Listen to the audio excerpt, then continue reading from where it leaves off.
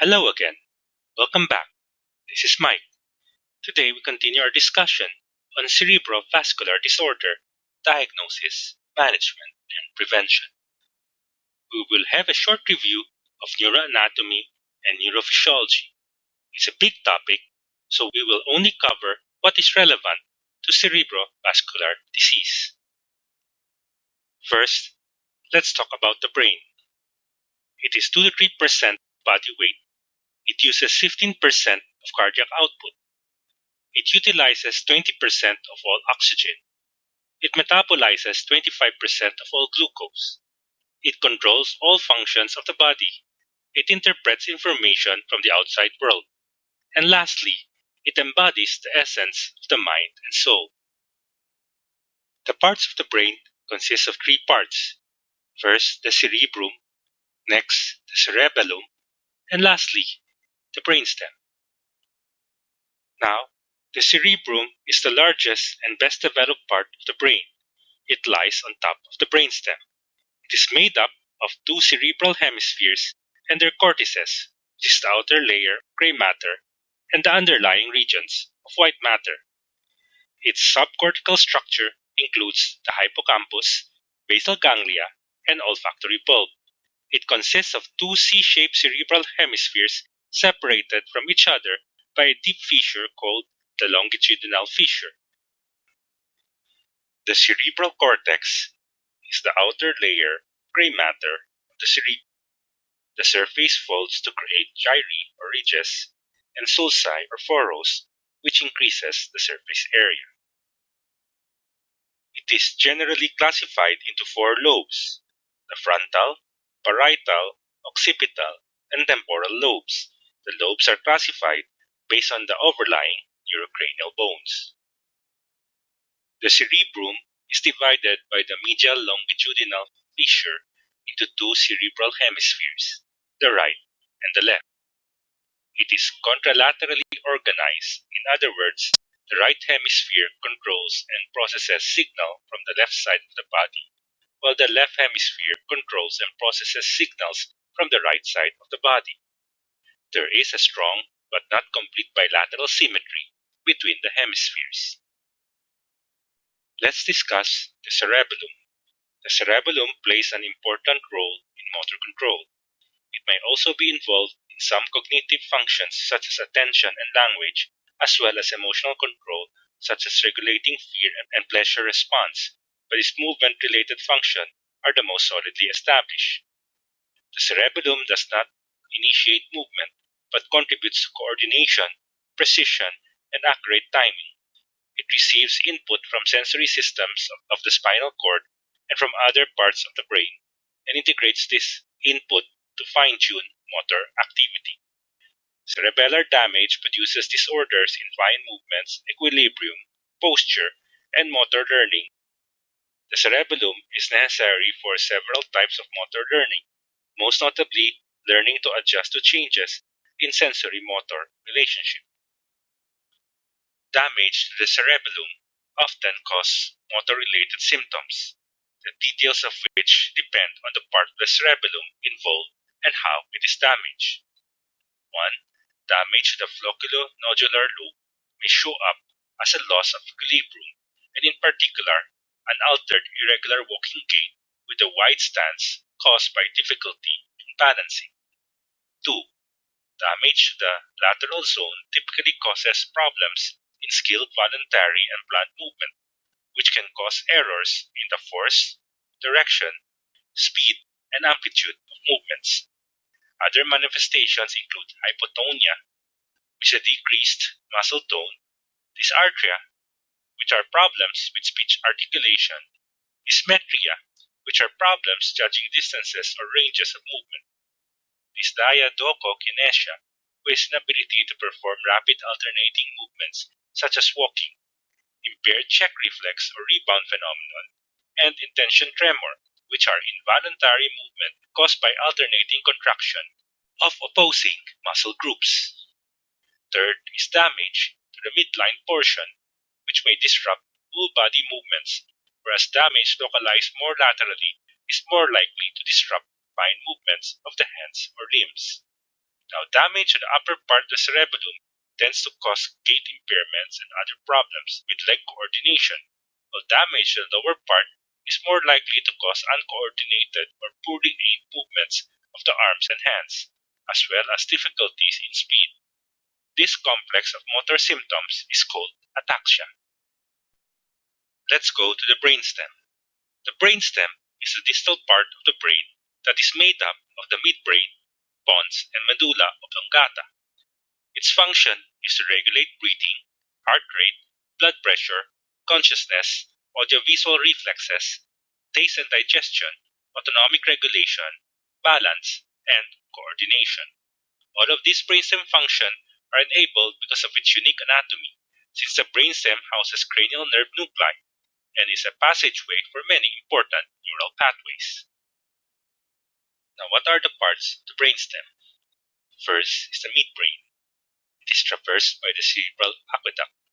It contains the quadrigeminal plane, which includes the superior and inferior colliculus.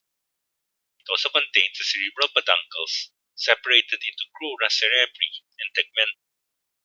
The tectum is posterior to the cerebral aqueduct. It has three nuclei: the oculomotor cranial nerve 3, the trochlear cranial nerve 4, and the mesencephalic portion of the trigeminal nerve or cranial nerve 5. Second is the pons. Its basilar portion accommodates the basilar artery, corticospinal tract, corticonuclear fibers, and pontine nuclei. The pontine tegmentum contains the pontine reticular formation and 4 cranial nerve nuclei ascending spinal tract, and the loci cerulus.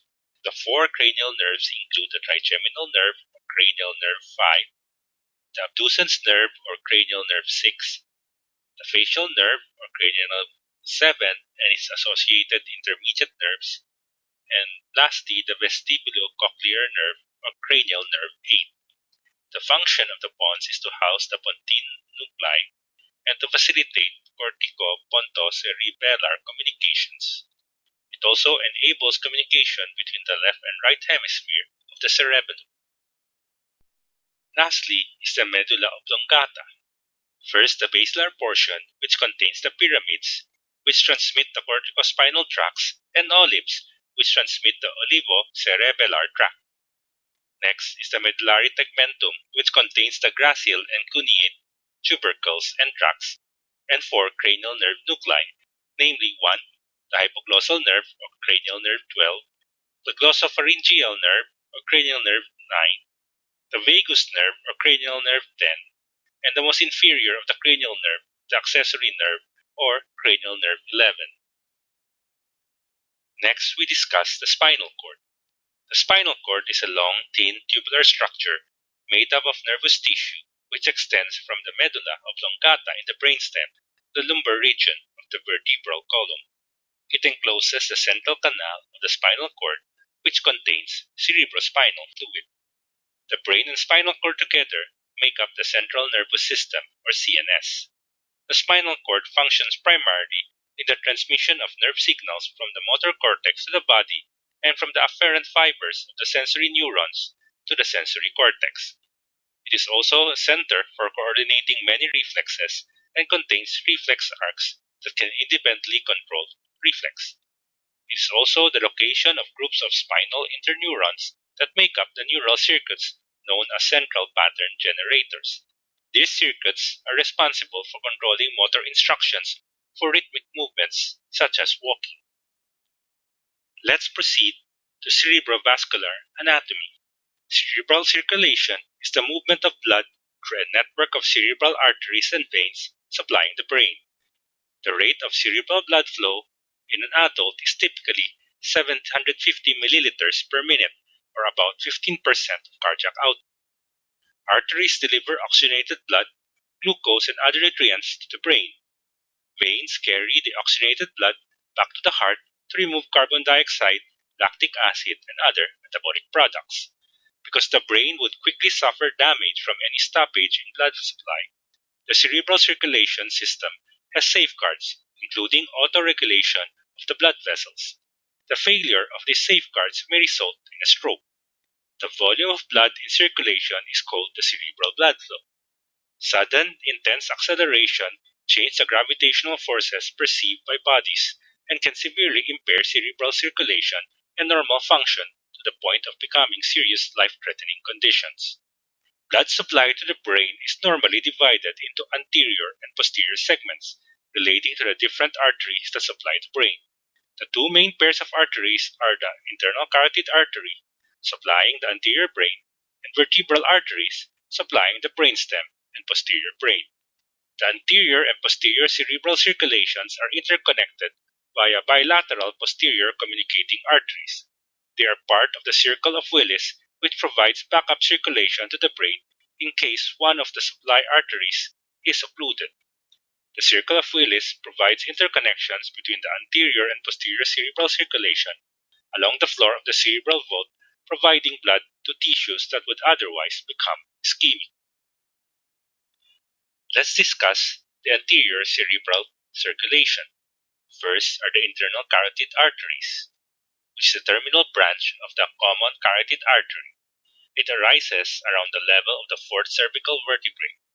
When the common carotid bifurcates into the artery and its main superficial counterpart, the external carotid artery. It enters the carotid canal in the skull anterior to the jugular foramen. The internal carotid runs vertically upward in the carotid sheath and enters the skull through the carotid canal. The branches of the internal carotid artery includes the ophthalmic artery, the posterior communicating artery, the anterior choroidal artery, the anterior cerebral artery, and the middle cerebral artery. Let's discuss the two main branches in more detail. The anterior cerebral artery, or ACA, is one of a pair of arteries on the brain that supplies oxygenated blood to most midline portions of the frontal lobes and superior medial parietal lobes. The two anterior cerebral arteries arise from the internal carotid artery and are part of the circle of Willis. The left and right anterior cerebral arteries are connected by the anterior communicating artery, or ACA. The anterior cerebral artery syndrome refers to symptoms that follow a stroke occurring in the area normally supplied by one of the arteries. It is characterized by weakness and sensory loss in the lower leg and foot opposite to the lesion and behavioral changes. Strokes that occur in a part of the artery prior to the anterior communicating artery usually do not produce many symptoms because of collateral circulation. If a blockage occurs in the later segment, the following signs and symptoms may be seen. 1. Paralysis or weakness of the foot and leg on the opposite side due to involvement of the leg part, the motor cortex. Cortical sensory loss in the opposite foot and leg. Gait apraxia, which is impairment of gait and stance. Abulia, akinetic mutism, slowness and lack of spontaneity. Urinary incontinence, which usually occurs with bilateral damage in the acute phase. And lastly, frontal cortical release reflexes, contralateral grasp reflex, sucking reflex, and paratonic rigidity. Next is the middle cerebral artery, or MCA. The left and right middle cerebral arteries rise from trifurcations of the internal carotid arteries and thus are connected to the anterior cerebral arteries and the posterior communicating arteries, which connect to the posterior cerebral arteries. The MCAs are not considered a part of the circle of Willis. Occlusion of the middle cerebral artery results in middle cerebral artery syndrome, potentially showing the following defects. 1. Paralysis or plegias, or weaknesses called paresis of the contralateral face and arm. Sensory loss of the contralateral face and arm. 3. Damage to the dominant hemisphere, usually the left hemisphere, results in aphasia, like Broca's area or Wernicke's area. 4. Damage to the non-dominant hemisphere, usually the right hemisphere, results in contralateral neglect syndrome. And lastly, large MCA infarcts often have a deviation conjugate, a gaze preference towards the side of the lesion, especially during an acute period. Contralateral homonymous hemianopsia is often present. Let's now proceed to the posterior cerebral circulation. First are the vertebral and basilar arteries. Inside the skull, the two vertebral arteries join to form the basilar artery at the base of the pons. The basilar artery is the main blood supply to the brainstem and connects the circle of Willis to potentially supply the rest of the brain if there is compromise to one of the carotids. The two vertebral arteries and the basilar artery are sometimes together called the vertebro-basilar system, which supplies blood to the posterior part of the circle of Willis and joins with the blood supply to the anterior part of the circle of Willis from the internal carotid arteries.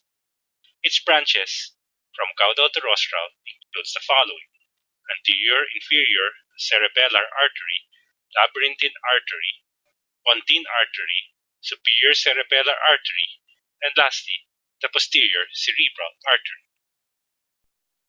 Let's proceed to the posterior cerebral artery, or PCA.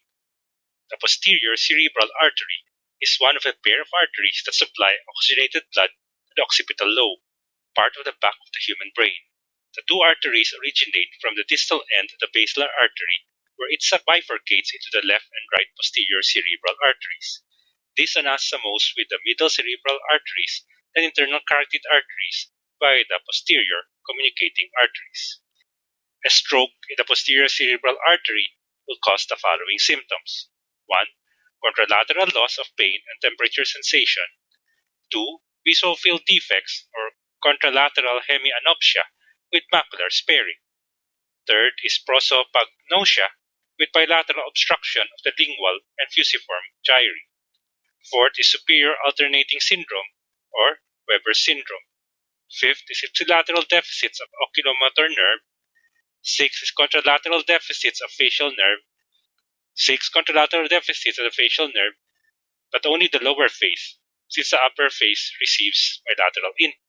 There will also be deficits in the vagus nerve and hypoglossal nerve. And lastly, Horner's syndrome. Now lastly, let's go to the circle of Willis. The circle of Willis encircles the stalk of the pituitary gland and provides important communications between the internal carotid and vertebro-basilar systems. Although a complete circle of Willis is present in some individuals, a well-developed communication between each of its parts is identified in less than half of the population. The circle of Willis begins to form when the right and left internal carotid artery enters the cranial cavity, and each one divides into two main branches, the anterior cerebral artery and the middle cerebral artery. The anterior cerebral arteries are then united and blood can cross-flow by the anterior communicating artery.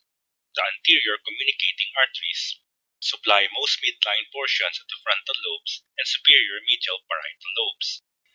The middle cerebral artery, or MCA, supplies most of the lateral surface, the hemisphere, except the superior portion of the parietal lobe is supplied by the anterior cerebral artery and the inferior portion of the temporal lobe and occipital lobe. The anterior cerebral arteries, anterior communicating arteries, and middle cerebral arteries form the anterior half, better known as the anterior cerebral circulation. Posteriorly, the basilar artery, the left and right vertebral arteries, branches into a left and right posterior cerebral artery, forming the posterior circulation. The posterior cerebral arteries mostly supply blood to the occipital lobe and the posterior portion of the temporal lobe. Let's discuss sensory pathways. What are the types of sensory transducers? First are the mechanoreceptors, which includes 1. Pacinian corpuscles, joint receptors, 3. Stretch receptors in muscle, 4. Hair cells in auditory and vestibular systems, and 5. Baroreceptors in carotid sinus. Next are photoreceptors, which includes the rods and cones of the retina. Third are the chemoreceptors, which include olfactory receptors, taste receptors, osmoreceptors, and carotid body oxygen receptors. And lastly, temperature and pain, which includes thermoreceptors and nociceptors. Different types of sensations includes the following: 1. Touch, 2. Heat, 3. Cold, 4. Pain, 5. Light, 6. Sound, 7. Taste, and lastly, smell. we can trace the sensory pathways from the sensory receptor to the cerebral cortex. It starts in the sensory receptors from different parts of the body. It proceeds to the first-order neurons, which are either in the dorsal root or spinal cord ganglia. Then third, it proceeds to the second-order neurons, either in the spinal cord or brainstem. Then to the third-order neurons in the relay nuclei of the thalamus. And lastly, it proceeds to the fourth-order neurons located in the sensory area of the cerebral cortex. Let's discuss them in detail. First, sensory receptors are activated by environmental stimuli. They may be specialized epithelial cells like photoreceptors, taste receptors, or auditory hair cells. They may also be primary afferent neurons like olfactory chemoreceptors. They transduce the stimulus into electrical energy or receptor potential. Next are first-order neurons, which are the primary afferent neurons that receive the transduced signal and send the information to the central nervous system. The cell bodies of the primary afferent neurons are in the dorsal root or spinal cord ganglia. Next are second-order neurons, which are located in the spinal cord or brainstem. They receive information from one or more primary afferent neuron in a relay nuclei and transmit it to the thalamus. Axons of second-order neurons may cross the midline in a relay nucleus in the spinal cord before they ascend to the thalamus. Therefore, sensory information originating on one side of the body ascends to the contralateral thalamus. Next are the third-order neurons, which are located in the relay nuclei of the thalamus. From there, encoded memory information ascends to the cerebral cortex. And lastly, the fourth-order neurons, which are located in the appropriate sensory area of the cerebral cortex. Their information received results in a conscious perception of the stimulus. Let's discuss the two pathways in the somatosensory system. First, the dorsal column system. It processes sensation of fine touch, pressure, two-point discrimination, vibration, and proprioception. It consists primarily of group 2 fibers. Its course is as follows. 1. Primary afferent neurons have cell bodies in the dorsal root. Their axons ascend ipsilaterally or on the same side to the nucleus gracilis and nucleus cuneatus of the medulla. From the medulla, the second-order neurons cross the midline and ascend to the contralateral thalamus, where they synapse in third-order neurons. Third-order neurons ascend to the somatosensory cortex, where they synapse on fourth-order neurons. Next is the anterolateral system. It processes sensation of temperature, pain, and light touch. It consists primarily of group 3 and group 4 fibers, which enter the spinal cord and terminate in the dorsal horn. Its course is as follows. Second-order neurons cross the midline to the anterolateral quadrant of the spinal cord and ascend to the contralateral thalamus, where they synapse on third-order neurons. Next, third-order neurons ascend to the somatosensory cortex, where they synapse on fourth-order neurons. In the thalamus, information from different parts of the body is arranged somatotopically. Destruction of thalamic nuclei results in loss of sensation on the contralateral side of the body. Lastly, the somatosensory cortex or the sensory homunculus. The major somatosensory areas of the cerebral cortex are S1 and S2. S1 has a somatotopic representation like that in the thalamus. This map of the body is called the sensory homunculus. The largest area represents the face, hands, and fingers, where precise localization is most important.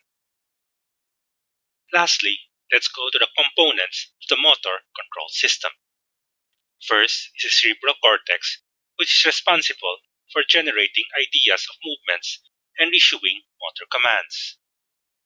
Next, the subcortical centers are responsible for modulating and coordinating motor commands for proper execution. They include 1. The basal ganglia, which provides motor pattern needed to maintain posture support. 2 is cerebellum, which receives information from the motor cortex about the intended movement. They receive information from the spinal cord about quality of execution, information used to adjust motor commands to ensure perfect execution. Third is the brainstem, which is a major relay station for all motor commands, except those required for fine and precise movements, which are relayed directly from the motor cortex to the spinal cord. They help maintain normal body posture during motor activities. And lastly, the spinal cord, which is the final common pathway for execution of all motor movements. It also handles coordination. It selects the proper motor neuron and reflex adjustment of amount of motor neuron activity. This ends our discussion on neuroanatomy and neurophysiology. See you next time when we talk about cerebral infarction.